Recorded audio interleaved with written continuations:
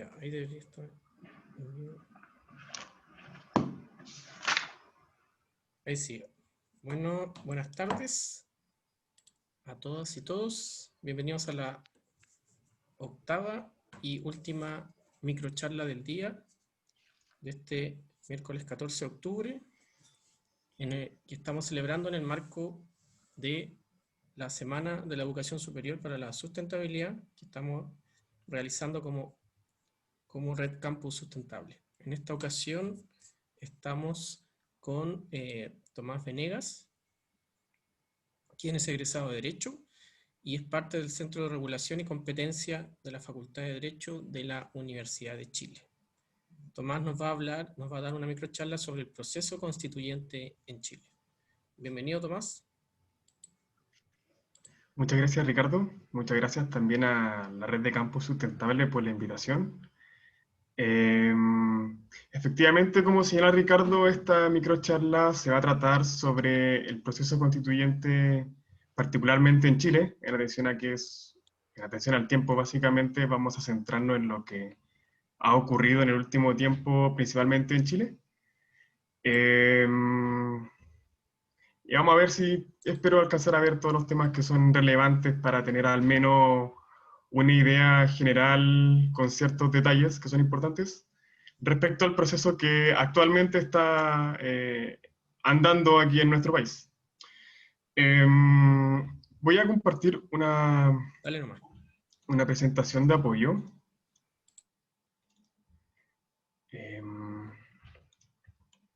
Ahí está. Espero que se vea bien.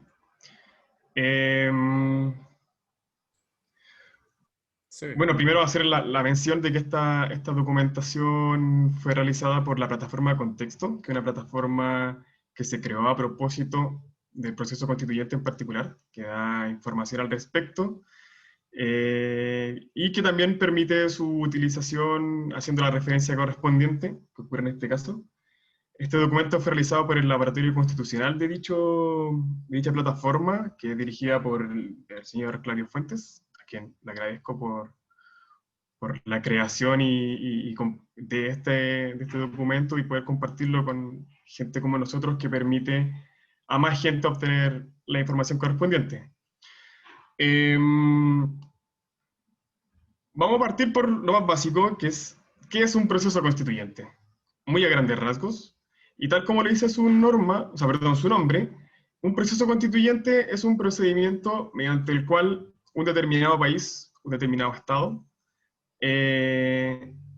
busca darse una determinada constitución, una nueva constitución, entendiendo que ésta se adecue a las necesidades y a los valores y principios que una determinada sociedad o comunidad en un determinado lapso de tiempo desea que lo rija respecto a las relaciones que tengan entre sí y entre el Estado y las personas también. Eso ocurre muy en general, es un proceso que ocurre en varias partes, no solamente acá.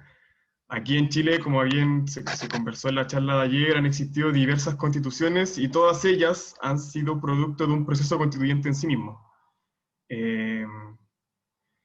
Y podemos entender que este proceso constituyente proviene del famoso concepto de la soberanía popular constituyente, la cual entiende que el poder soberano radica en el pueblo como un todo y no en cada uno de nosotros. O sea, por ejemplo, yo, personalmente, no tengo soberanía sobre nada, pero yo como integrante de esta idea, de este concepto de pueblo, sí, en conjunto con el resto de personas, que en este caso conformamos el país de Chile, tenemos la capacidad de poder darnos nuestras propias leyes, básicamente autorregularnos. Por ello, aquí tenemos qué es una asamblea o convención constituyente, que es el órgano que tiene por función redactar una nueva constitución.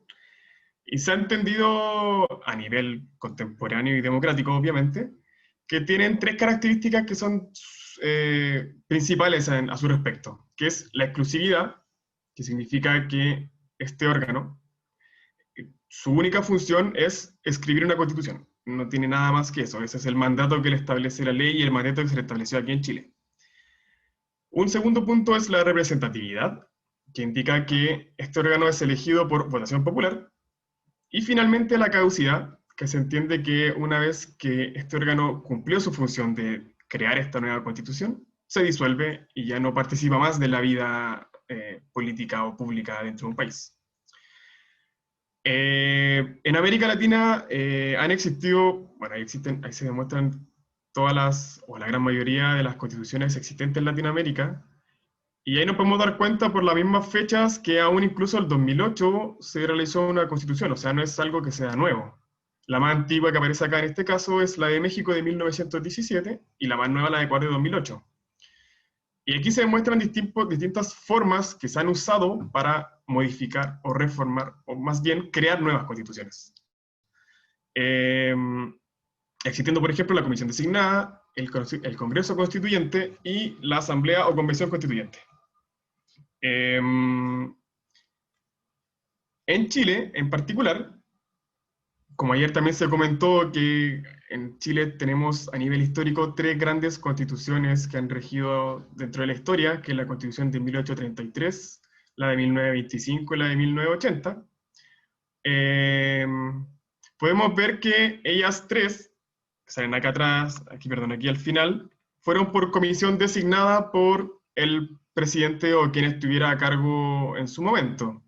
En el caso de 1833 fue designada por el presidente José Joaquín Prieto, que tenía de vicepresidente a Diego Portales, que se entiende que es su principal gestor.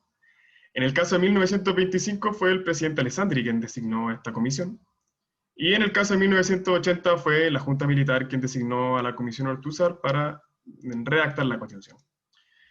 En Chile, como se puede ver aquí, nunca ha existido una convención constituyente, con la característica que señalaba anteriormente, que haya creado una constitución. El proceso constituyente más similar al actual es el de 1925, ya que en él también proviene de una época de malestar ciudadano respecto a lo que efectivamente la Constitución regula.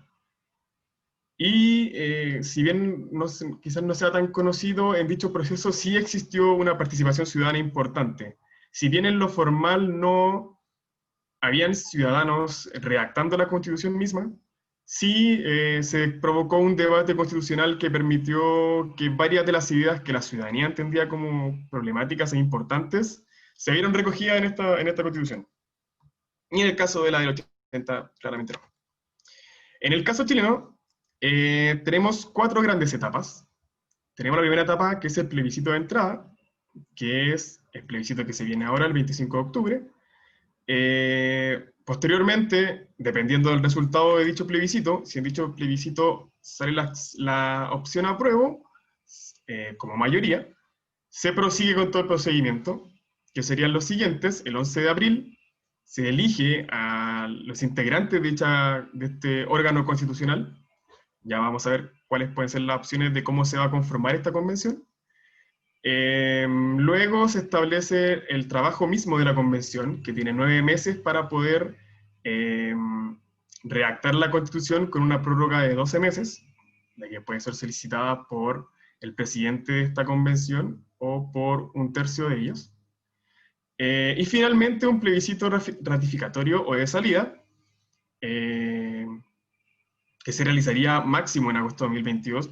Esta fecha es tentativa porque va a depender de efectivamente cuánto se demore en redactarse la Constitución, asumiendo que gana la opción apruebo, porque ahí el proceso prosigue.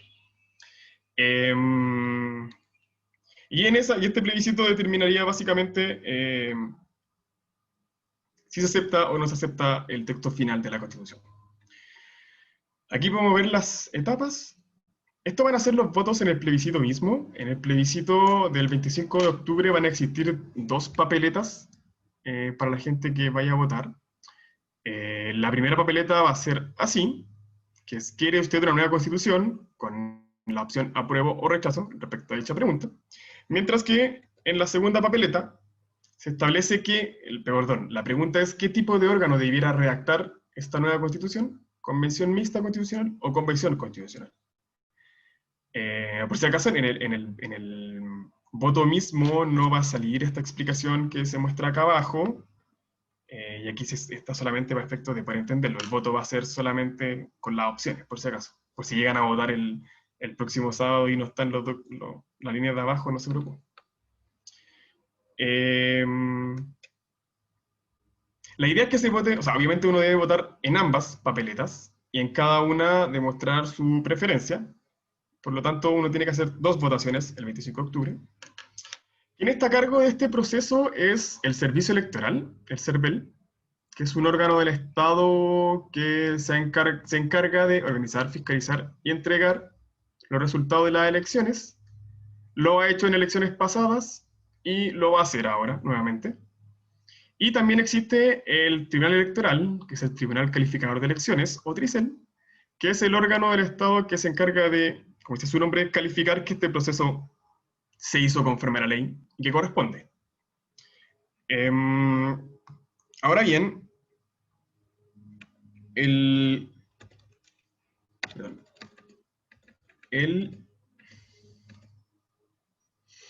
respecto a la voluntariedad del voto, en el caso del plebiscito del 25 de octubre va a ser voluntario, en el caso de la elección de los convencionales también va a ser voluntario, mientras que en el plebiscito ratificatorio o de salida va a ser voto obligatorio, con sanciones. O sea, eso significa que todas las personas que se encuentren inscritas a dicha fecha, o probablemente un poco antes, porque los padrones se cierran un poco antes, pero una prox, está obligado a ir a votar, y la gente que no vaya a votar va a tener una multa de, si no me equivoco, de 0,5 a 3 UTM por no concurrir a votar. Pero solamente en el caso del plebiscito de salida, ratificatorio. ¿Qué efecto tiene este plebiscito del 25 de octubre? Este plebiscito es vinculante. ¿Qué significa que sea vinculante? Significa que la decisión que provenga o sea, la decisión que provenga del resultado de este plebiscito, que sea una opción u otra, es obligatorio para el Estado, para sus funcionarios y para nosotros la ciudadanía también. Y debe ser respetado y ejecutado por ellos. De hecho, una vez conseguido, o sea, perdón, asumiendo que gana la opción apruebo y se prosigue con el proceso constituyente, el presidente deberá convocar a la elección del 11 de abril para elegir los constituyentes que correspondan al órgano elegido. Ahí también está súper claro que la votación es vinculante respecto a todos los chilenos, pero va a ser vinculante la decisión de la gente que va a votar. Entonces, el 50%, la mayoría de la gente que va a votar, eso es lo que importa, no la mayoría de la gente en Chile, para que lo tengan claro. El criterio para ganar es básicamente mayoría simple, lo cual significa que es 50% más 1 de los votos válidamente emitidos. Dentro de los votos válidamente emitidos no se consideran ni los blancos ni los nulos.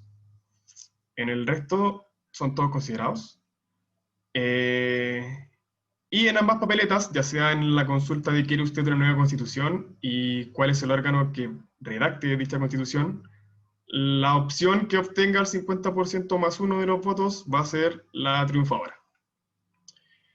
Ahora vamos a ver cuáles van a ser los efectos de cada una de estas opciones.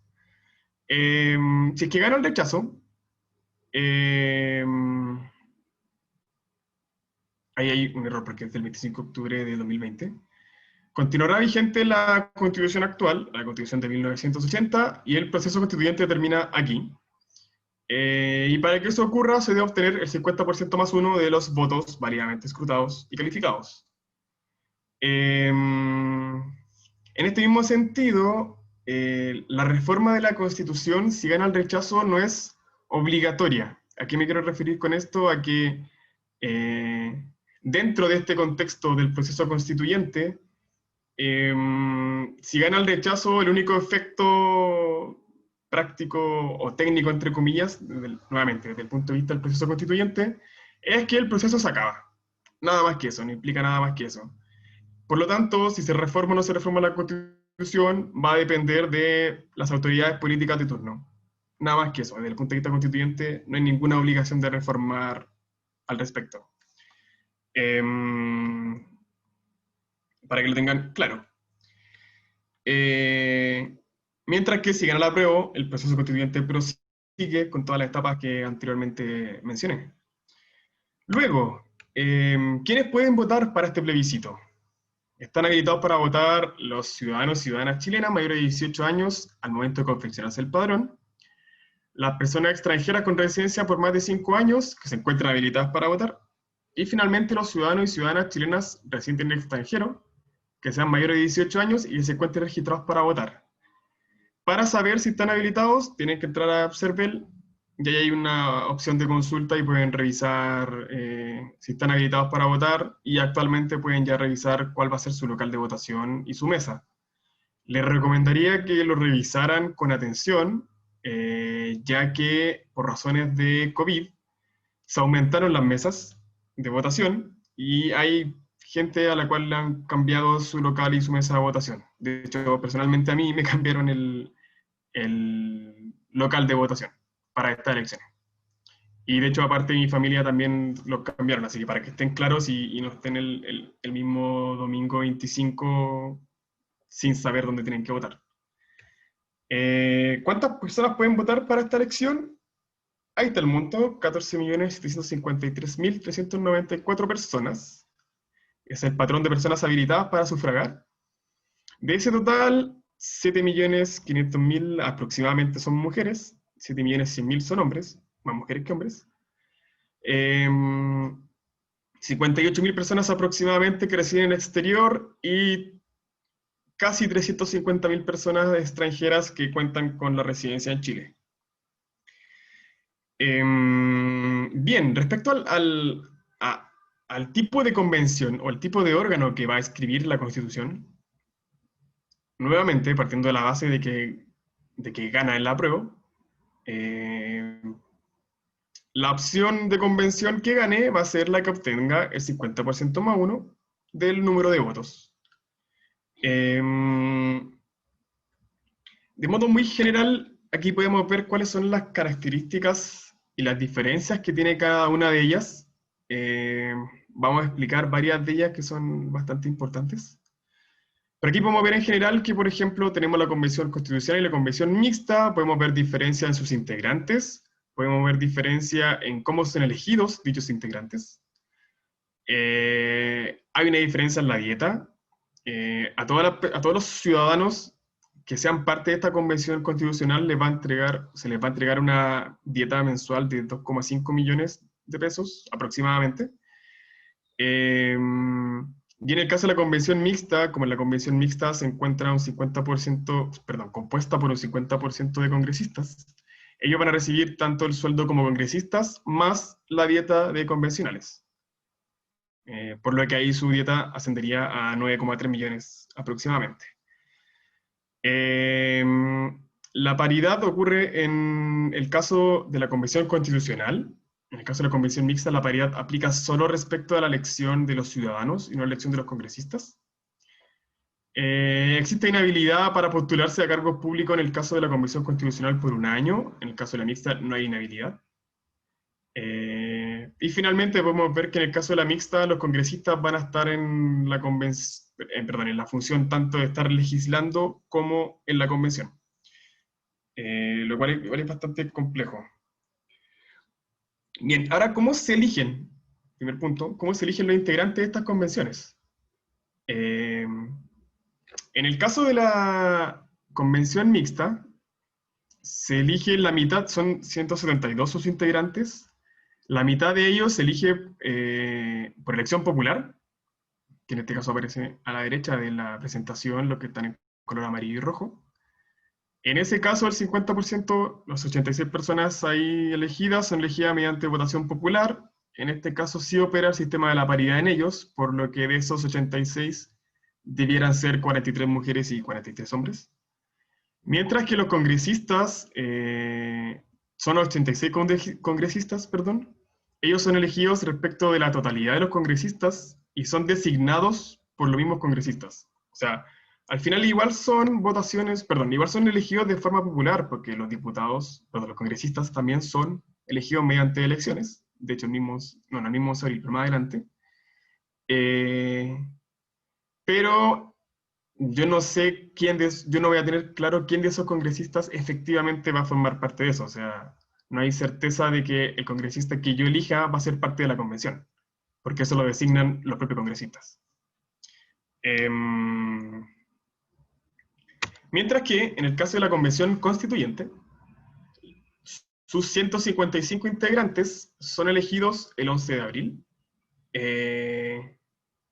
Esta elección se basa en lista de partidos o candidaturas independientes. La forma en cómo se distribuye esta es mediante distritos, que sería mediante el mismo sistema bajo el cual actualmente se eligen los diputados en nuestro país.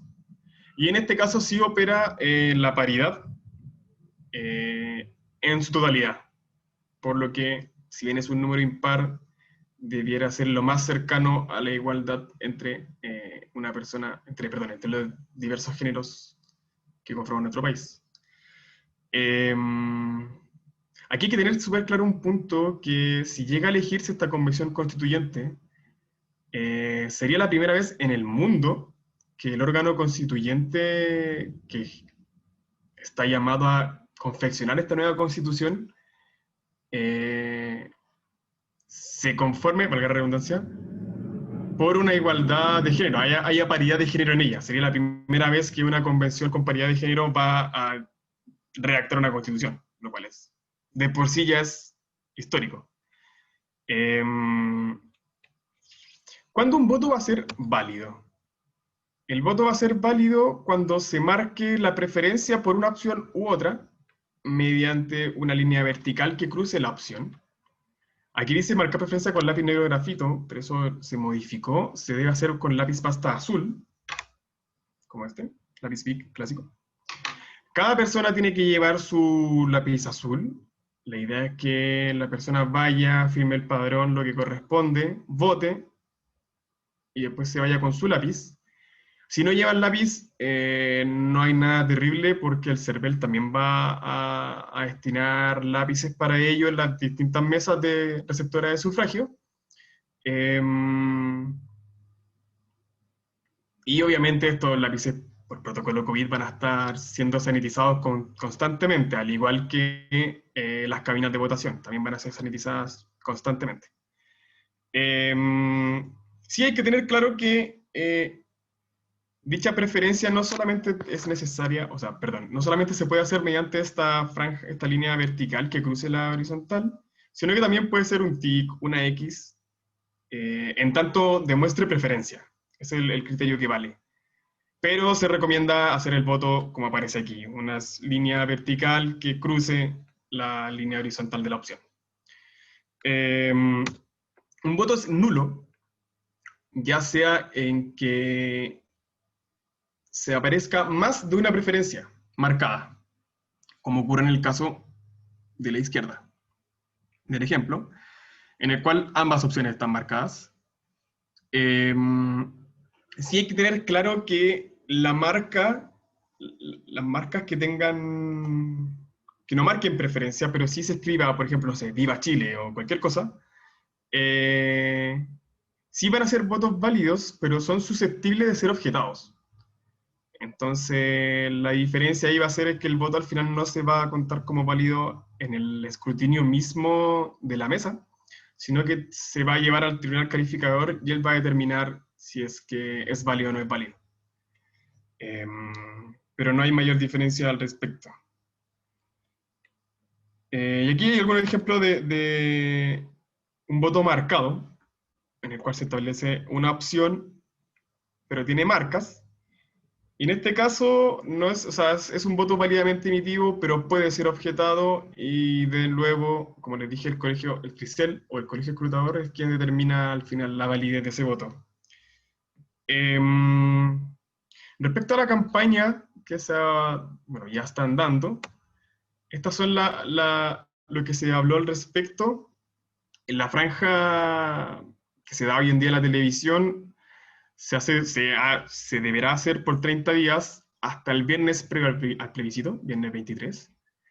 Se dividió el tiempo entre cada uno de acuerdo a los partidos legalmente constituidos. El tiempo se dividió de esa forma, por eso hay algunos diputados que tienen muy poco tiempo.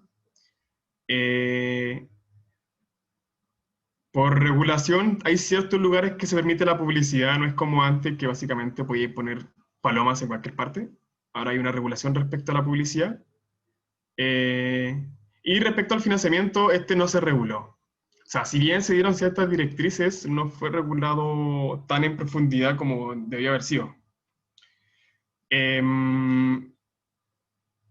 Respecto a la elección de la convención, como ya le había comentado, esta ocurre de la misma forma que la Cámara de Diputados. ¿Qué significa esto? Que si, por ejemplo, yo en la última votación, en mi distrito correspondían 4 diputados a elegirse, bajo esta misma lógica, para la elección de los constituyentes, mi distrito va a tener 4 constituyentes que lo representen. Entonces, los distritos son 28 dentro del país. En cada distrito se elige un número de representantes de acuerdo a la población que representan dichos distritos, y hay entre 3 y 8 asientos entre sí. Y se aplica la regla de que la lista más votada y el candidato más votado de la lista más votada es quien es elegido. Respecto a los independientes, sí pueden participar. La regulación actual es esta. Estos son los requisitos que se establecen. Para actuar como lista de independientes se debe contar con los porcentajes que ahí se mencionan, que es 0,4% de quienes sufragaron en la última elección de diputados en el distrito que compite. Si es que se va como lista, se debe completar 1,5% de la lista, perdón, de los votantes. Como independiente dentro del pacto, no se tiene que haber estado afiliado a partidos durante un lapso de tiempo, mientras que como independiente fuera de pacto se deben reunir las firmas del 0,5, equivalente al 0,5% de quienes sufragaron en la última elección de diputados. Esto se quiere modificar. De hecho, la ciudadanía hace rato que está pidiendo que se regule, y de hecho, hoy, la Cámara de Diputados despachó el proyecto de ley que busca modificar estos números, estos requisitos, y pasó recién al Senado. El Senado ahora tendrá que, en su segundo trámite legislativo, determinar qué decide. Los montos que se desean cambiar son, en el caso de la candidatura independiente, fuera de lista, cambiar de 0,5 a 0,2. En el caso de las listas, entendiendo la lista que tiene este requisito de 1,5%, bajarlo a 0,5%, y la candidatura independiente de 0,4 a 0,2%. Y otro tema que se busca modificar también con esta reforma, es la forma en que se realiza, ya que actualmente se establece que esto se debe hacer con firma ante notario. Y en razón de la pandemia, claramente es un poco complejo juntar a miles de personas en una notaría para conseguir la firma. Por ello que se buscaba alguna forma de hacerlo por vía electrónica, y que va también en este proyecto que ya pasó al Senado. Y bueno, para cerrar, quería hablar del tema de la paridad, que es un tema bastante importante y creo que es uno de los temas más relevantes y diferencias que hay entre los distintos órganos constituyentes. Bueno, previo a eso, perdón, también se regula la opción de que existan escaños reservados para pueblos originarios, pero eso todavía está en el aire porque el Congreso aún no realiza dicha reforma. Los pueblos originarios hace rato que están manifestándote, solicitando que dicha escaños reservados sean establecidos. Ojalá que estos estén, no sé, personalmente creo que es difícil que sea de aquí a octubre que se tengan, pero al 25 de octubre, pero idealmente tienen que estar lo antes posible para tener lo más claro posible cuáles son las reglas del juego con las que estamos funcionando. Y ahora sí, paso a la paridad. La paridad, esto ya está establecido, ya está la regulación, por lo tanto, esto ya es parte del plebiscito del 25 de octubre, y eventualmente dependiendo del resultado. Y la paridad funciona en 2 niveles. El primer nivel es la paridad en las candidaturas o en las listas. ¿Qué significa esto? que todas las listas deberán conformarse por hombres y mujeres de forma alternada. ¿Cómo se ve aquí en el ejemplo? En este caso, los hombres están de rojo, las mujeres están de amarillo, y la lista va de alternada, de forma alternada. Lo que aquí ya implica una paridad al momento de iniciar la votación. Además, existe una paridad de resultados. ¿Qué significa esto? Aquí da un ejemplo. Existe un distrito donde hay 400, como les mencionaba el ejemplo mío, de mi distrito. Si salen elegidos 3 hombres y una mujer, el tercer hombre elegido le cederá su cupo a la mujer de su mismo partido que obtuvo el mayor número de votos. O sea, el hombre con la menor cantidad de votos le cede su participación a la siguiente mujer en cuanto a cantidad de votos. Y si en su partido no hay alguna mujer que lo acompañe, le deberá ceder su cupo a la mujer de la lista que obtuvo más votos. Por lo que en este caso quedarían, en vez de 3 mujeres y un hombre, serían 2 mujeres y 2 hombres. Y la paridad también, obviamente, funciona de manera inversa. Bajo este mismo ejemplo, si una mujer, perdón, tenemos un distrito con 4 asientos, se eligen 3 mujeres y un hombre, la tercera mujer va a ceder su cupo al hombre de su partido que tenga el mayor número de votos. Y de la misma forma, si no tiene compañero de partido, se le cede al compañero de lista hombre con mayor número de votos que le siga. Y bueno, finalmente, ¿cómo funcionará la convención o cómo debiera funcionar más bien? Esto tampoco está claro porque no está regulado. La ley establece que será la propia convención quien determinará su reglamento y determinará su forma de trabajo. De acuerdo a experiencias latinoamericanas recientes, en particular el ejemplo de Perú, aunque una determinada convención establezca su reglamento y establezca la forma de participación, la forma de actuación, la idea es que esta convención sea lo más abierta posible, que permita la mayor participación posible de la gente.